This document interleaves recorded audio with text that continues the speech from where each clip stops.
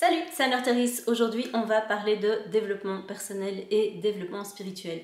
Alors, je réponds aujourd'hui à une question qu'on m'a posée plusieurs fois qui est est-ce que c'est pas opposé, est-ce que c'est pas contradictoire? Est-ce qu'on peut faire du développement spirituel qui est plutôt de l'ordre de l'invisible, de l'ordre du subtil, et du développement personnel qui est plutôt de l'ordre du rationnel, plutôt de l'ordre du mental, etc. Est-ce que ça n'entre pas en confrontation et donc est-ce que les deux peuvent coexister? Donc ici dans cette vidéo, je vais te partager plusieurs questions qu'on m'a posées dans ces deux domaines et donc je vais vraiment faire une comparaison quelque part et te partager ma conception des choses à ce sujet-là, en tout cas comment moi je le vis. Alors, pour moi le développement spirituel, c'est vraiment le développement de ton relationnel de toi à toi-même, du contact que tu as avec toi-même en tant qu'âme, en tant qu'entité énergétique, avec d'autres entités sur le plan invisible. Et donc ça peut être assez large, ça peut être des entités, donc on est surtout sur un plan vertical à ce moment-là, ça peut être des entités comme tes anges, tes guides, etc., etc. Ça peut être des personnes qui sont défuntes aussi. Et ça peut être dans l'autre sens, des entités qui sont beaucoup plus reliées à Terre, comme la nature, ça peut être les animaux, ça peut être notre terre-mère, etc., etc. Bref, je ne vais pas rentrer trop dans les détails à ce niveau-ci, mais en gros, ça travaille vraiment la fluidité de ton relationnel avec quelque chose qui est de l'ordre de l'invisible et du subtil, de l'énergétique, effectivement. Le développement personnel, pour moi, est vraiment le développement du relationnel, c'est toujours la même chose, que tu as avec toi-même. Donc là, ça va être plutôt tes émotions, ton corps, ton enfant intérieur. C'est quelque part, c'est ton enveloppe corporelle, mais aussi celui qui se trouve à l'intérieur. Donc tu vois que là, les deux se rejoignent, qui est ton âme aussi. Et donc dans le développement personnel, on va aussi, vu que c'est lié à ton enveloppe corporelle, avoir affaire à ton mental, à ton ego. Et une fois que tu rentres en relation avec toi-même et que tu fluidifies cette relation de toi à toi-même, tu peux aussi du coup fluidifier la relation que tu vas avoir avec les autres êtres humains. Et donc là, on est dans un plan qui est beaucoup plus horizontal. Donc tu vas voir qu'en fait, il n'y a pas ces deux choses qui sont assez complémentaires. C'est un peu comme si tu me disais, est-ce qu'il vaut mieux que je travaille d'abord sur mon côté gauche ou mon côté droit? Est-ce que je peux travailler sur les deux? Ouais, tu as une main de chaque côté, donc travaille avec les deux, travaille l'un après l'autre. Ça, c'est vraiment un premier point auquel j'ai envie de t'inviter à pouvoir faire attention, c'est fie-toi à ton intuition, fie-toi à toi-même. Toi, tu es le seul quelque part occupant de ce corps-là, qui a une place dans cet univers-là, qui va pouvoir savoir ce qui est bon pour lui. Donc fais-toi confiance en fait. Toi, tu sais quelque part quel est le rythme qui est bon pour toi, comment être à l'écoute de toi. Si tu sais pas, fais-toi accompagner là-dessus. Mais tu vas voir qu'au plus tu vas t'écouter, au plus quelque part tu as des chances de voir apparaître quelque chose qui est de l'ordre de la joie. La joie, ça va vraiment être ton traceur de fond, ça va être ton fil rouge qui va te permettre de savoir si tu es en train de faire quelque chose qui est bon pour toi ou si tu es en train de t'éloigner de toi, que ce soit en développement spirituel ou en développement personnel. Et donc par exemple, le fait de rentrer dans des pratiques qui vont être à faire tous les jours parce que tu dois et quelque part tu perds complètement le sens quand tu fais ça, moi je déconseille. Je déconseille simplement parce que tu es juste en train de te déconnecter de toi, tu es en train de faire des choses qui ne sont pas en raccord avec toi, qui ne sont pas en train de respecter ton rythme et donc tu risques de perdre ta joie. Donc ok, dans le cas où tu as quelque chose à équilibrer en termes de discipline pour retrouver une certaine discipline dans ta vie, pour te bouger un petit peu plus si tu as tendance à procrastiner, si tu as tendance à trouver des excuses avant de passer à l'action, etc. Ok, mais si c'est juste pour te brutaliser, pour atteindre un objectif dans l'espoir de 3 petits points, perso, ni dans un plan ni dans l'autre, je suis trop d'accord de fonctionner comme ça parce que tu vas perdre le sens. Enfin, après, vérifie, fais tes expériences, teste et on en parle. Franchement, je serais ravie d'avoir un retour d'expérience si toi tu trouves que une discipline comme ça, matin, midi et soir, sans t'écouter, sans te respecter, etc., ça fonctionne sur le long terme. À court terme, ça marchera certainement. À long terme, j'ai un petit doute. Alors, ce qu'on me demande souvent, c'est comment est-ce que tu fais pour rentrer en contact, 3 petits points. Alors, dans l'univers spirituel, c'est comment tu fais pour rentrer en contact avec tes guides. Est-ce qu'il y a quelque chose à faire? Est-ce qu'il y a un rituel à faire? Est-ce que, je ne sais pas, c'est important de respecter des consignes particulières? Et on me demande la même chose dans le cadre du développement personnel. Tu vois que les deux sont assez liés finalement, dans le cadre de comment je rentre en contact avec mes émotions, comment je rentre en contact avec mon corps, comment je m'adresse à mon enfant intérieur, etc. Même question quelque part. J'ai envie de dire, la réponse c'est le plus simplement possible. Fais ça simplement. Pourquoi est-ce qu'il faudrait se compliquer la vie? Pour moi, les guides, si je prends voilà, cette entité, enfin, ces entités-là, c'est vraiment ton équipe technique de l'invisible. C'est-à-dire que l'idée n'est pas de les écouter de manière complètement aveugle, sans discernement, en disant « Ah, mes guides ont dit que, alors je vais les suivre ». Si tu fais ça, tes guides ils vont juste commencer à te balader, juste pour te remettre les idées en place et pour que tu arrêtes de faire n'importe quoi et tu arrêtes de remettre ton esprit critique, que tu arrêtes de remettre ton discernement dans les mains de quelqu'un d'autre. Tu fais ça en dev perso, tu remets ton esprit critique et ton discernement dans les mains de quelqu'un d'autre, tu vas tomber sur des profils qui vont aussi te remettre les choses un petit peu en face des yeux, parce qu'en fait, ni dans un plan ni dans l'autre, c'est vraiment autorisé. Si je reprends l'exemple de la personne dont je parlais dans la vidéo précédente, dont je te mets le lien ici, quand je disais que cet homme entrepreneur qui cherchait des relations de couple où quelque part on le flattait, ou on lui disait des choses qui allaient l'aider au niveau de sa confiance en lui, de lui donner de la valeur, de lui donner de la reconnaissance, beaucoup, attirait des profils particuliers, il attirait des personnes qui systématiquement allaient l'utiliser, qui allaient lui dire ce qu'il a envie d'entendre pour essayer de mettre la main sur soit du matériel qu'il avait, soit pour comment dire, pour le... Alors, je ne trouve pas le bon mot, mais pour le posséder d'une certaine façon. Et donc, en fait, tu vas voir que si tu remets quelque part quelque chose qui t'appartient et quelque chose qui est de l'ordre de ton pouvoir intérieur, de ta souveraineté à toi, de qui tu es dans les mains de quelqu'un d'autre, en espérant que ça se passe bien, que ce soit dans le visible ou l'invisible, ça va mal se passer. Dans l'invisible, tu vas attirer des entités qui ne sont pas super positives, et donc qui vont se jouer de toi, ou bien tes guides, ils vont te faire comprendre au bout d'un moment que, en fait, non, c'est pas une bonne idée. Donc ils vont te mettre en exercice, ils vont tester, et c'est pas pour se foutre de toi, c'est pas pour être méchant, c'est juste pour que tu arrêtes de faire des choses qui sont pas respectueuses de toi-même, qui sont pas respectueuses de ta valeur. Et donc ça c'est important vraiment que tu puisses faire preuve de discernement, que tu puisses vraiment revenir à toi et être juste avec toi-même. Donc comment est-ce que tu vas rentrer en contact avec tes guides? Comme tu rentres en contact avec n'importe quel ami en fait. Si c'est pour ça que je l'appelle mon équipe technique, je rentre en contact avec eux comme je rentrerai en contact avec ma comptable.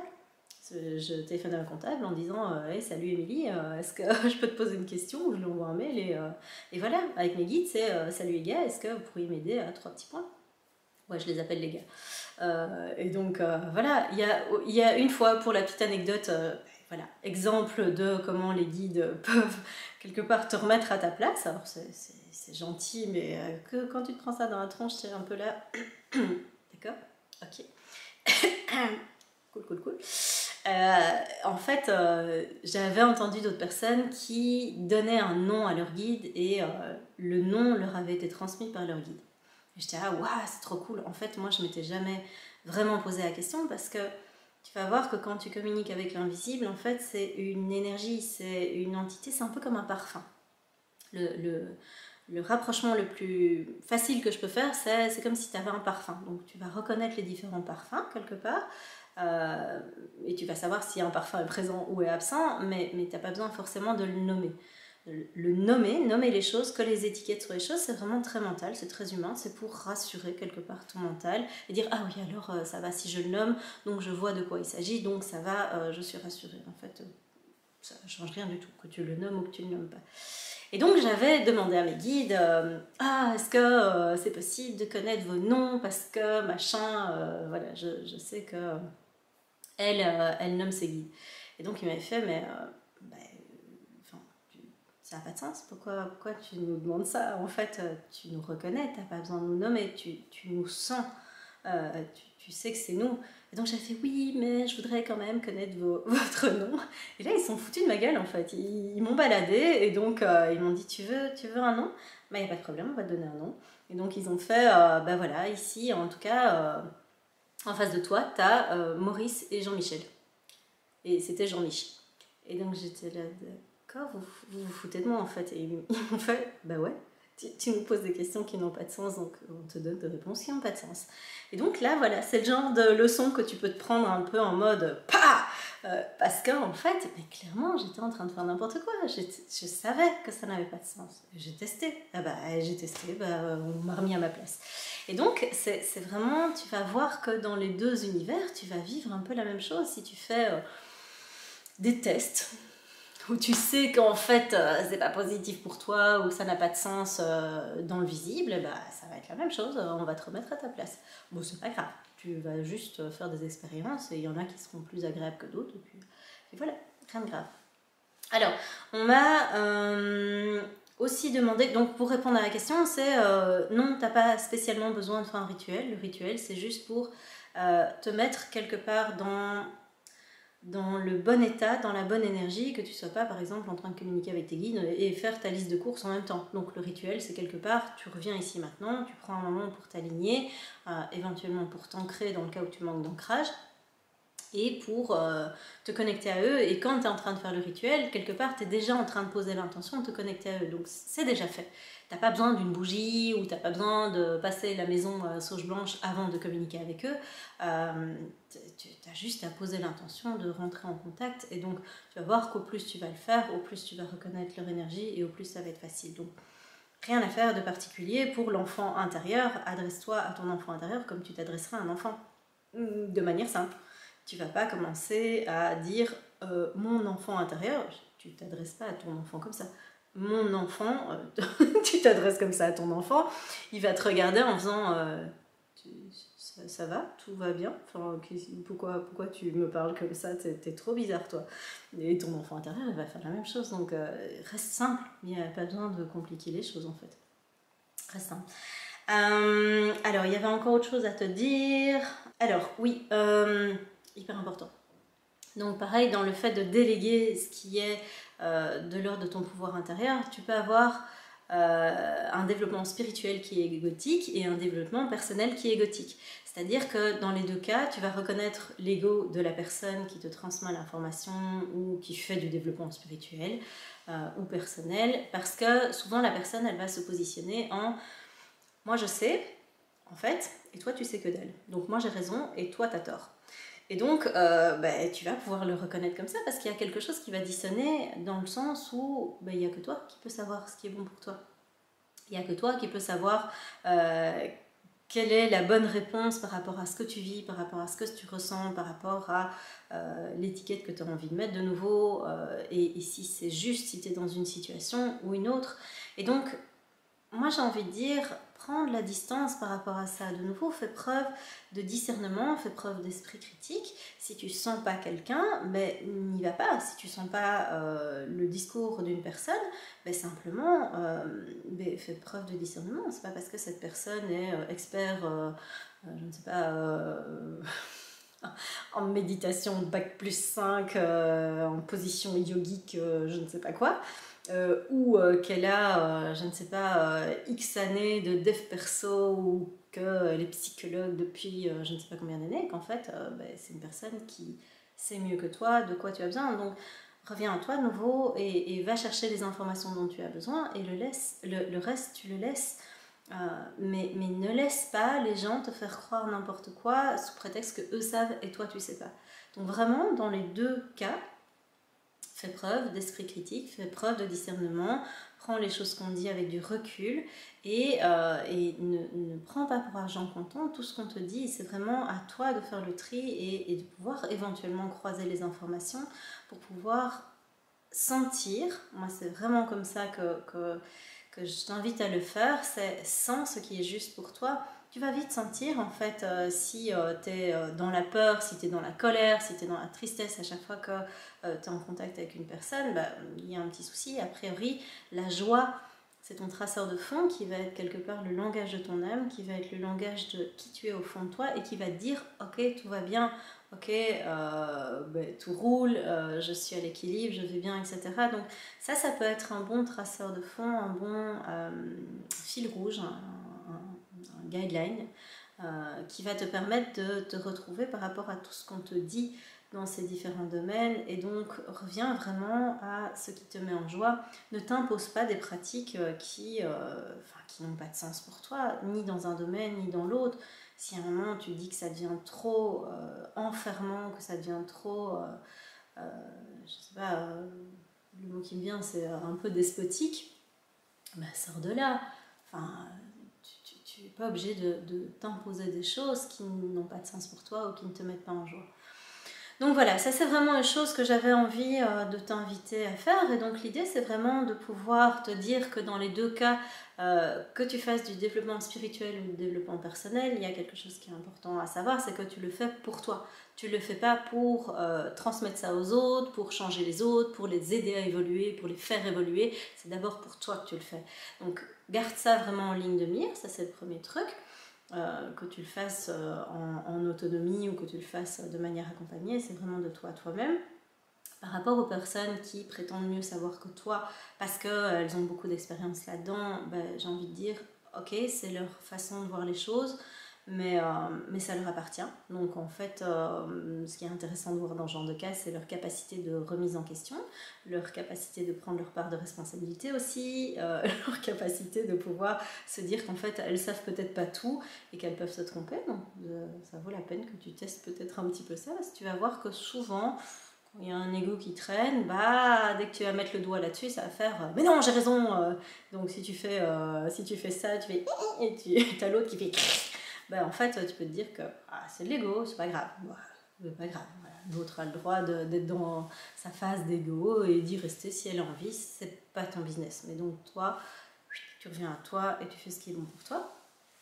Et donc, l'idée, c'est de pouvoir rester aussi à l'écoute de toi, à l'écoute de ton rythme, à l'écoute de la quantité de choses que tu fais, parce que je croise aussi des personnes qui me disent « Moi, je fais beaucoup de développement personnel, beaucoup de développement spirituel pour ne plus souffrir. » Comment dire, c'est-à-dire qu'en fait la douleur fait partie de l'humanité, donc tu vas pas pouvoir te débarrasser de quelque chose qui dans le monde visible comme dans le monde invisible existe, que ce soit dans tes émotions, que ce soit je sais pas, juste en termes de douleur physique, tu peux pas te prémunir d'avoir un outil ou une technique, ou même si tu te entraînes beaucoup qui va t'empêcher de te cogner le petit orteil dans ton lit le matin.